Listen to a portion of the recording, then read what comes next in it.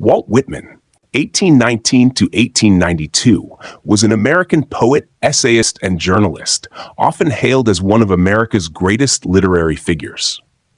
Here's a detailed biography and overview of his works.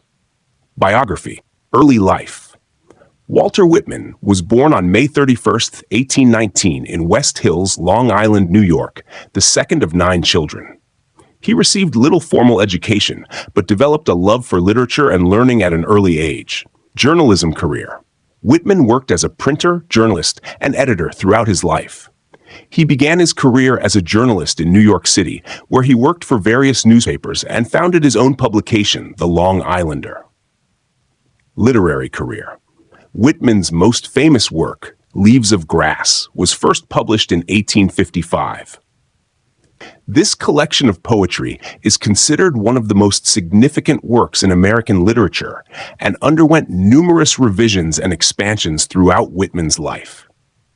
Civil War. During the Civil War, Whitman worked as a volunteer nurse in military hospitals, an experience that deeply influenced his later poetry. Personal life. Whitman never married and had no children. He lived an unconventional and bohemian lifestyle, openly discussing topics such as sexuality and spirituality in his poetry. Later years. In his later years, Whitman continued to write and revise Leaves of Grass. He also published several other works, including Democratic Vistas, 1871, and Specimen Days, 1882, a collection of prose reflections. Death. Walt Whitman died on March 26, 1892, in Camden, New Jersey, at the age of 72. He was buried in Harley Cemetery in Camden.